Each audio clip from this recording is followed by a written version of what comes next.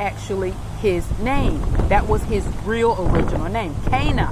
And later, after he killed Abel, it was called Lapidos, which means piercer. Of course, he was a piercer. He cut the throat of his brother. And as some Greek, ancient text says, he cut him up. He butchered him like a sheep. Now, let's move on from there. Okay, so we told you about Cain being renamed Lapidos, which is Japheth. In English, that's Japheth. Keep this in mind as you listen so you will understand where all of this is going to. Okay, so Japheth, Lapidos, ends up having more children. And now the Greeks called him Prometheus. Prometheus was that first generation of Cain's children. So now, if we go on down to when Noah was getting ready to board the ark. Remember, Noah only had 2 biological sons. This Japheth, or second generation Lapidos, was not Noah's biological son. You have to understand, even though Cain was such an evil being, and I'm not sure if he was still alive when the flood came, but you have to understand he fathered a lot of children. And many of the time when these giants, remember I said he was a titan. Cain was a titan. Japheth was a titan, which means giant. Some of them was 14, 15, 20 feet high. Even the reason some of the islands called cane, the sugarcane cane, is because it's so tall. Sugarcane can grow to 20 to 30 feet high. And it's called cane, you get it? Because this was in reminiscence of the height of Cain. He was tall. He was a giant. So now, getting back to his children and grandchildren. So when these giants came in, the fallen angels in the beginning, when they came into women and they had sexual relations with women, whether it was forced rape or whether they take, women unto themselves, many of these women would die in childbirth because the child was so large. We're talking about not a 10-pound baby. We're talking about maybe a 12, 15-pound baby. And so you had a lot of lost children who end up being motherless during the time or shortly after the time of their birth. And many people would take these children in. Now, remember, even though Noah was a righteous man, he was related to Cain. Cain was, a half brother to Seth and the other children. So this son, Japheth, the one that was on the boat, was not Noah's biological son, but he was related to Noah through Eve. And remember, it wasn't that long between those few generations. Remember, the people lived almost 1,000 years. So many people were still alive. They knew who the Canaanites were. They knew they were related. And later I'm going to tell you in another video how the conversation went with God Most High that you don't read in the Bible shortly before Cain killed Abel. If I don't get to it in this video, I will try to do another video and help you, because there was a conversation that went on that they didn't put in the Word of God in the Bible. They took out and shows you some things of why Cain was so angry. Okay, so now, even, let me just mention this. Everyone, just about all Bible scholars, especially the European branch, know and consider Japheth, the one that was on the boat, was the descendant, ancestor of the descendants of the European kingdoms. That's England, that's Americans, that's Canadians. Everybody, it's a consensus and agree that this Japheth, or Japheth, who was on the boat with Noah, was and is the progenitor of the European nations. I just want to mention that to keep it in line so you understand what I'm getting to. All right, so even some of the towns and cities in some of the British, cities and states refer to Japheth as their ancestors.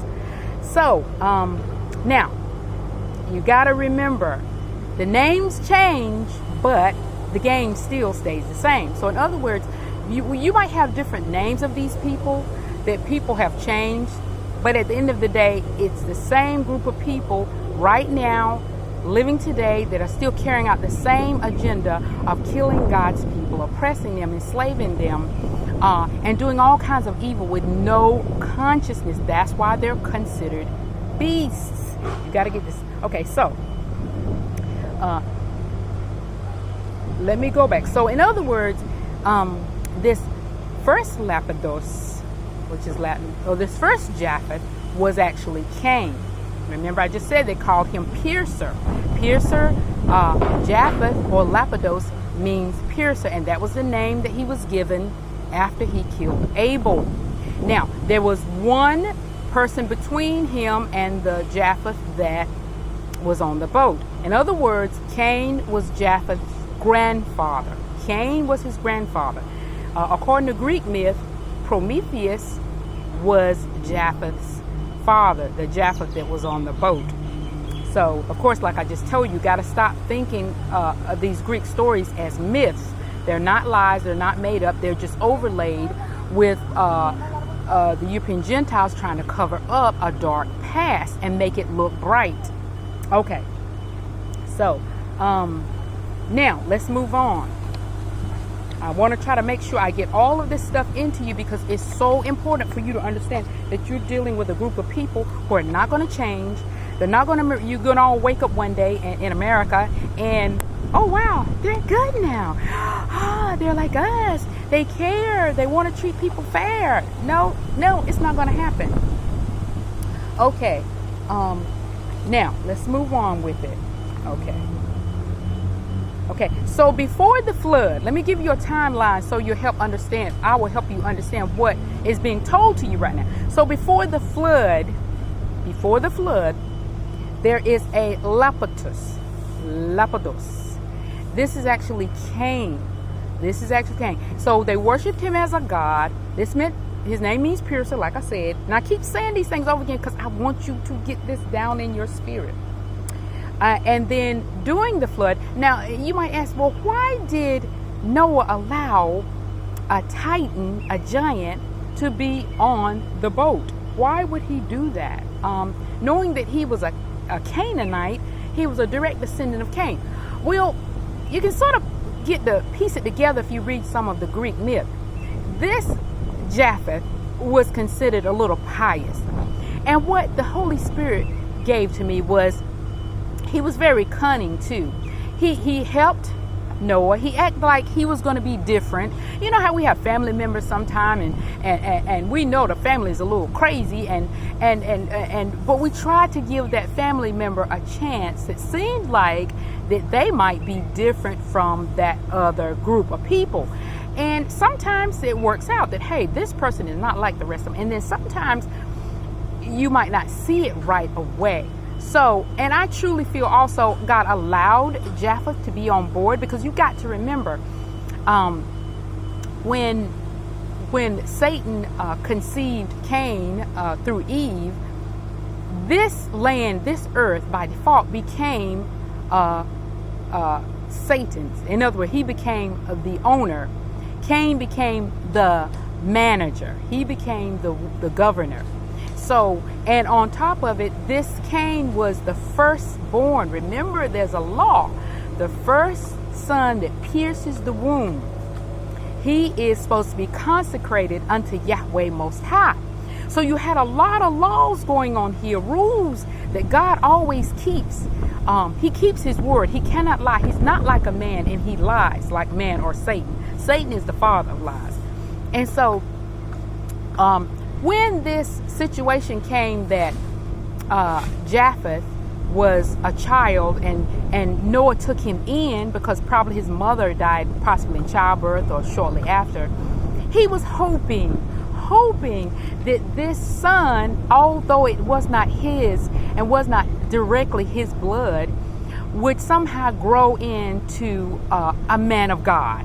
Remember, Noah preached to a lot of people before the flood. He was trying to warn them and show them that they needed to repent and change. And I'm sure he wasn't, just choosing his own people or his own relatives. He was preaching to whoever wanted to listen. Well, this Japheth acted as if he was interested in listening to the truth and changing.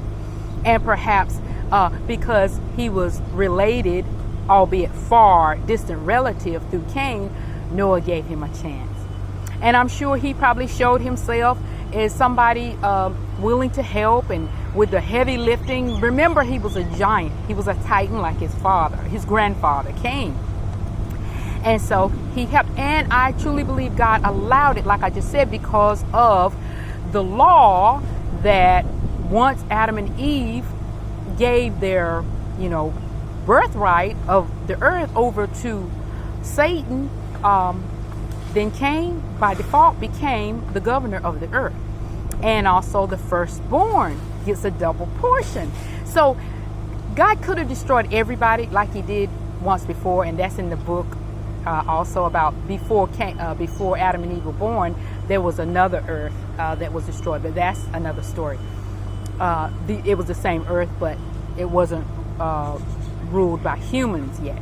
Now, what I'm trying to say is this child, Noah was trying to give a chance to. And like anyone who adopts a child, you treat him just like he's yours, because he sort of is yours. He is yours. And you raise him up with the hopes and the dreams that you do your other children. You don't treat him any different. But when he showed himself unfaithful by what he did, Japheth did by looking upon his father, with his stepfather, Noah, and lusting. Now, you got to understand, these men were grown men. Shem, Ham, and Japheth was grown men with wives. They were not children. So why would a man look at another man unless he's lusting after that man in a sexual, perverse way? That's why Noah was so angry. And if you read in Genesis, it never says he cursed Ham.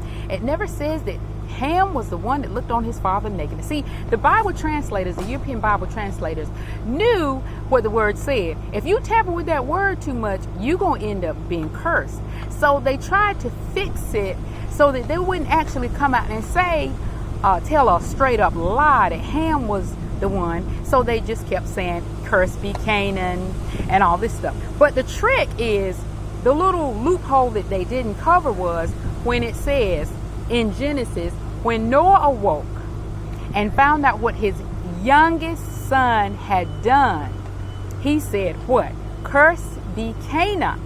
Noah wasn't cursing one person. Noah was cursing a whole race of people. He was cursing Cain and all of his descendants, which basically covers all of the ruling class European Gentiles. And I'm going to show you how that works in a few minutes. So that's why he kept saying, cursed be Canaan. He was cursing Japheth, which means piercer. He was named after his grandfather Cain, whose name became Piercer after he killed Abel.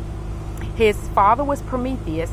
Noah adopts this child as his own, loves him as his own, raises him up, and this is what he does to pay him back, looks upon his nakedness. So Noah was angry. He was angry, and he was also disappointed, and he felt like, wow, I trusted this person. I gave this person a chance. And here it is, he does this evil thing. So Noah is cursing him and all of his ancestors and his race. So he said, now, if you read closely in this book of Genesis, when Noah is cursing him, you will see that Noah purposely says, and each time he curses him, Canaan. Cursed be Canaan, the meanest of all slaves. Why would he say meanest? Because the Titans were mean. They were giants. They were brutal. They were the early Canaanites, because that was their ancestor's name, Canaan. And so they were brutal. They were mean. They were oppressors. They ate human flesh. And so Noah was ticked off. He's thinking, I gave you a chance. I let you get on this boat with me. I thought you were pious, different than from your ancestors. And here it is, you doing the same thing they do. Wicked, deviant, homosexual, pedophiles. All the things that Satan were, they were. And so when he wakes up, he is angry. Now, let's go on. So, and some people say, no, that doesn't make sense. But I'm going to tell you how some other ways you know this is true. Okay, so if you read in Genesis 9, chapter 9, verse 20 to 21, it says, Noah, a tiller of the soil, was the first to plant the vine, the grapevine. Now, imagine, okay, he puts all these plants in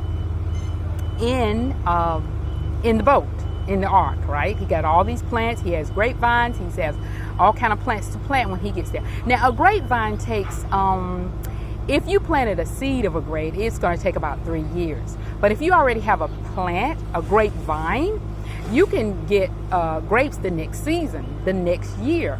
And so when you read that, that's giving you a little clue that it was about maybe a year after they got out of the boat that Noah planted this vine. And I'm going to show you how this locks into some proof that Ham is not the father of Canaan, because when they try to list or lie and list Ham's descendants, they Cain, the Canaan, the supposedly one that did the evil, that was Ham's, is the fourth child in the list.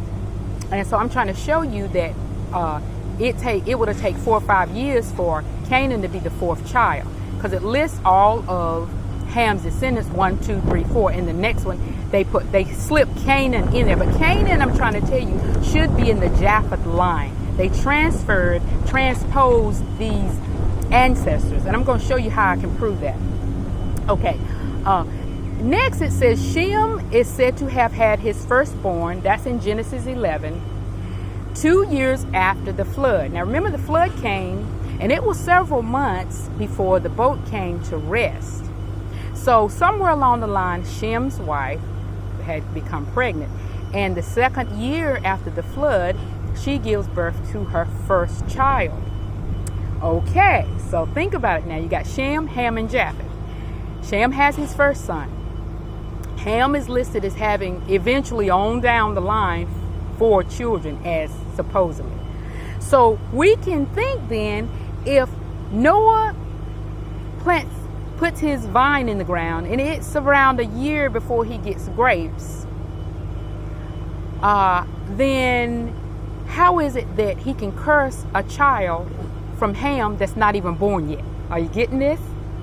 Now, his first son, Ham's, if it said Ham's first son was the one that was cursed, you could say, well, oh, maybe Ham's got a baby already and Noah's cursing this. But no. This so-called Canaan, listed as Ham's children, is the fourth son. And the Bible always lists siblings in their descending order of birth. Just like it says Shem, Ham, and Japheth, making Japheth the youngest. And even it says when Noah awoke and found out what his youngest son had done. So it proves the Bible was right in listing them, because he's the youngest. And he's the last one listed, Japheth.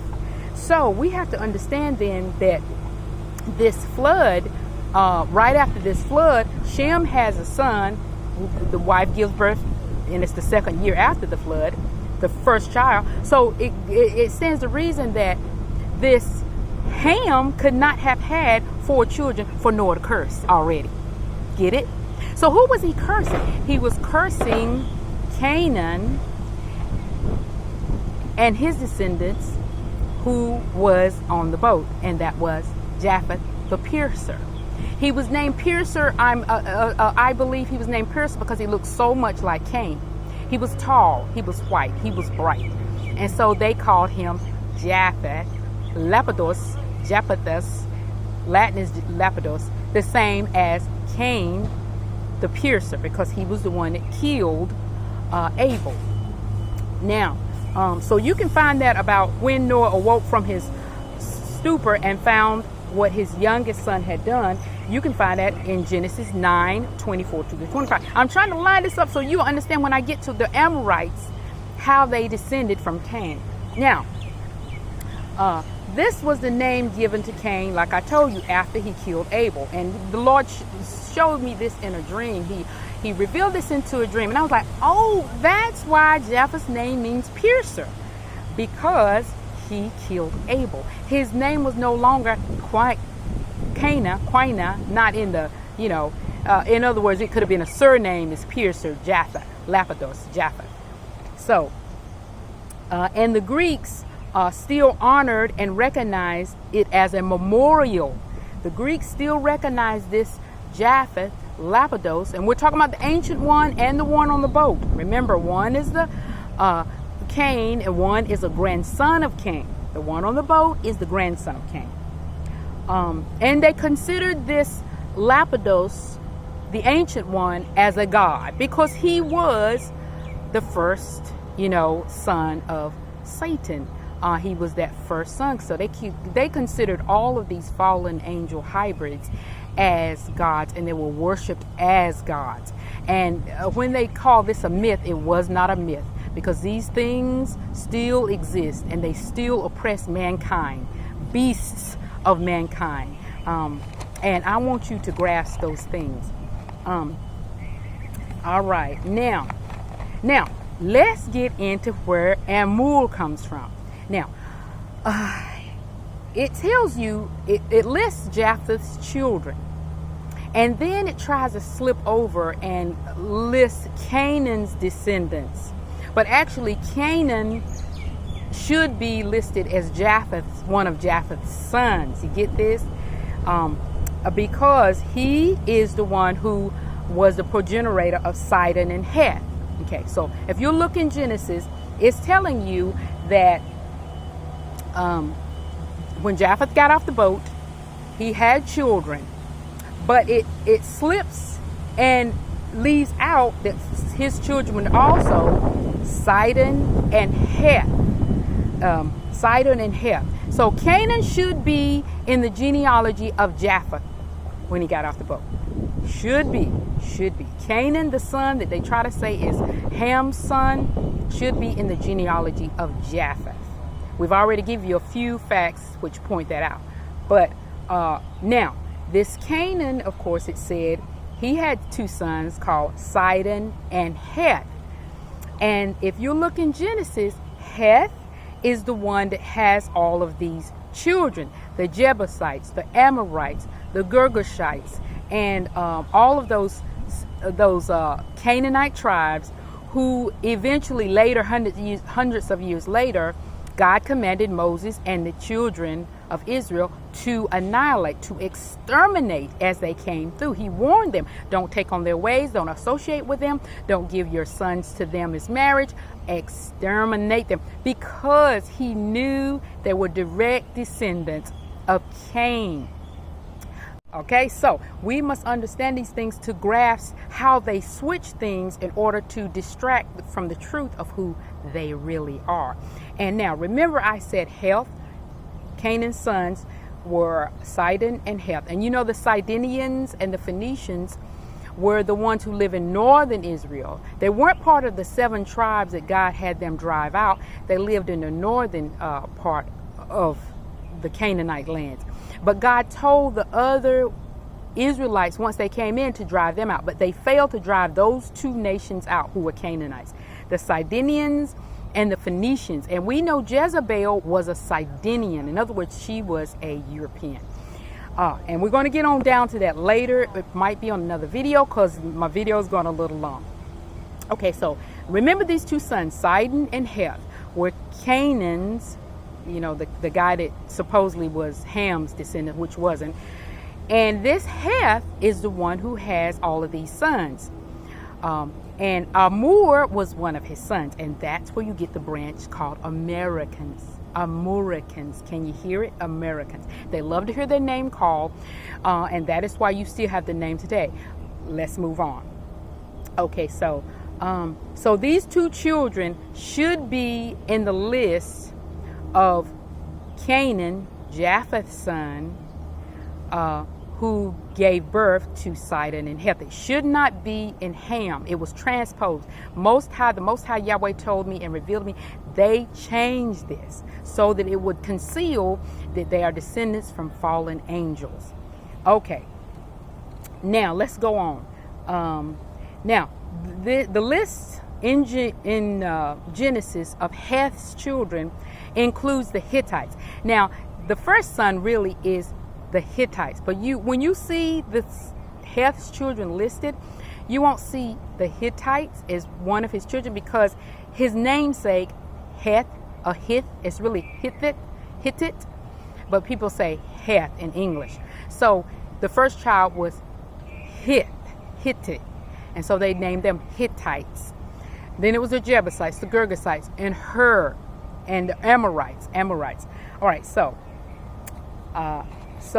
let's move on from there. I'm trying to get you to the form so you can understand.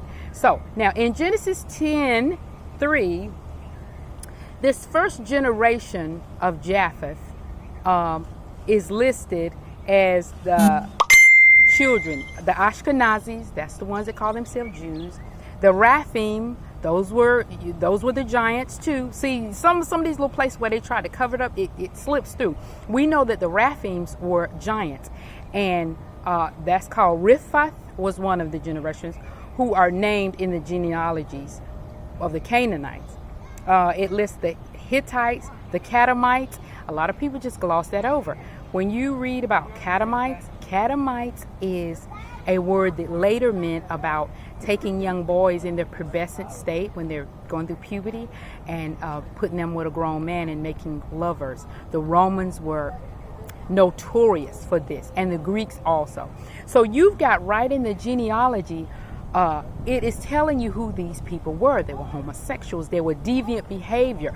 They lusted after men. So when you find out the youngest son was the one that looked on Noah, you start figuring that out when you start reading the genealogy of the Canaan, the one that should be in Japheth's line of genealogy, but the European Gentile scholars changed that.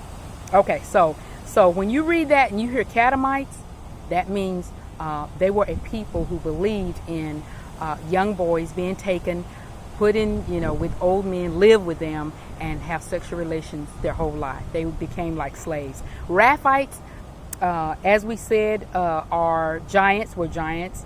Here's the Ammorites. That's where you get the Americans. Girgashites are the Germans.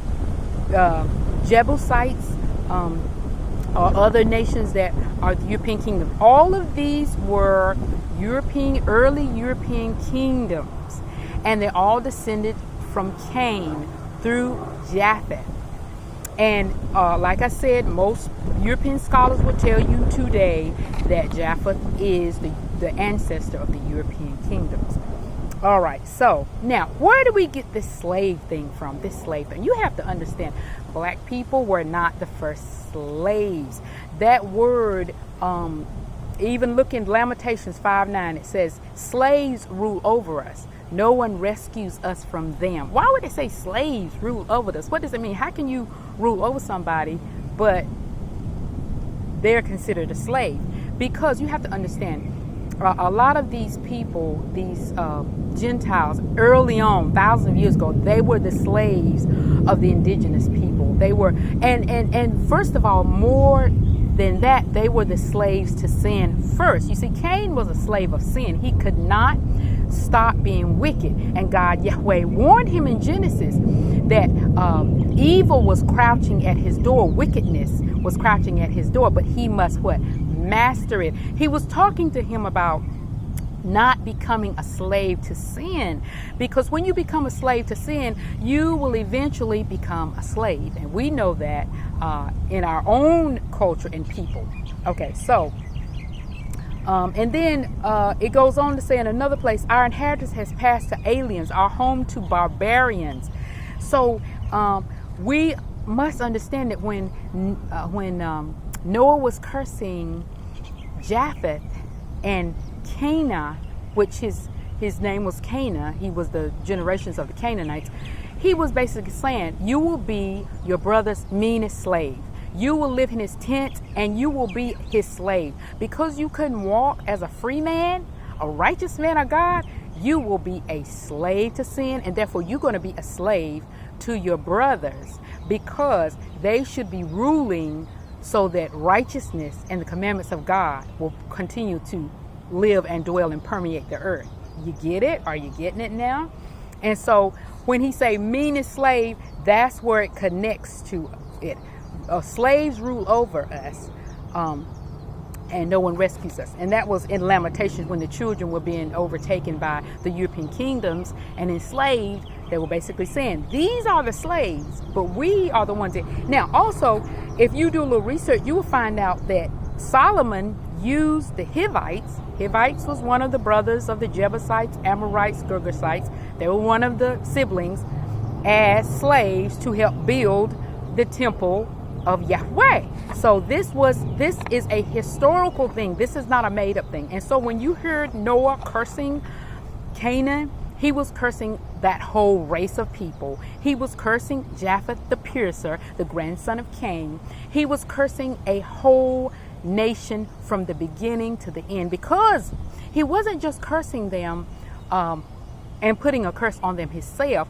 He was saying, you are a curse in the earth by your own choice. You have chosen to be evil, and that's why evil will always be at your door, crouching to have you. You didn't try to master it. Okay, so let's move on. Now, we're gonna stop here